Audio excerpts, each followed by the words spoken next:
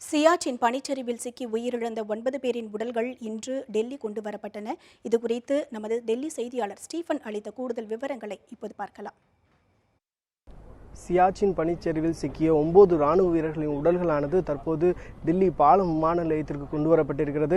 இவர்களுடைய உடலுக்கு இங்கு இருக்கக்கூடிய ராணுவ அதிகாரிகள், அதேபோன்று ராணுவத்தில் பணி செய்யக்கூடிய உயர் அதிகாரிகள், ராணுவ தளபதி தல்பீர் சிங் சுகாக் உள்ளிட்டோர் நேரடியாக வந்து அவர்களுக்கு தற்போது அஞ்சலியை செலுத்தி வருகின்றனர். இவர்களுடைய உடலானது சரியாக 12:30 மணி அளவில் அவர்களுடைய சொந்த ஊருக்கு அனுப்பி வைக்கப்பட்டு இருக்கிறது. குறிப்பாக இந்த ராணுவ வீரர்களை பொறுத்தவரையில் மொத்தம் 10 பேர் மெட்ராஸ் ரெஜிமெண்டை சேர்ந்தவர்கள். இதில் ஒருவர் ஹனுமந்தப்பா என்பவர் உயிரோடு மீட்கப்பட்டு அவருக்கு சிகிச்சைகள் வழங்கப்பட்டு இருந்த சூழ்நிலையில் அவரும் உயிரிழந்திருந்தார். தற்போது மொத்தமாக 10 பேர் உயிரிழந்திருக்கின்றனர். அவர்களுடைய உடல்களானது தற்போது தில்லி பாலம் விமான நிலையத்திற்கு கொண்டு வரப்பட்டிருக்கிறது. தில்லியிலிருந்து ஹைதராபாத், சென்னை மற்றும் பெங்களூர் வழியாக அவருடைய சொந்த ஊருக்கு அவர்களுடைய உடலானது அனுப்பி வைக்கப்பட இருக்கிறது.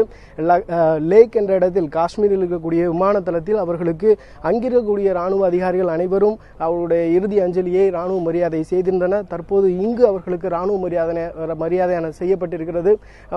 பாதுகாப்புத்துறை அமைச்சர் மனோகர் பரிக்கர், பிரதமர் நரேந்திர மோடி உள்ளிட்டோர் அவர்களுக்கு ஆழ்ந்த இரங்கலை தெரிவித்திருக்கிறார்கள். இப்படிப்பட்ட சூழ்நிலையில் அவர்களுடைய உடலானது சொந்த ஊருக்கு அனுப்பி வைக்கப்பட இருக்கிறது. இதுவரை சியாச்சின் பனிச்சரிவில் சிக்கி 869 பேர் உயிரிழந்ததாக கூறப்படுகிறது. ஆகவே அங்கிருக்கக்கூடிய அந்த பனிச்சரிவில் ஈடுபடக்கூடிய ராணுவ வீரர்கள் குறைவாக பணியமர்த்தப்பட வேண்டும். அதேபோன்று அவர்களை தேவையில்லாமல் அங்கு பணியமர்த்தக்கூடாது என்பது மக்களுடைய கோரிக்கையாக தொடர்ந்து இருந்து வருகிறது. நியூஸ் 7 தமிழ் செய்திகளுக்காக டெல்லியில் இருந்து ஒளிப்பதிவாளர் ரமகாந்துடன் ஸ்டீஃபன்.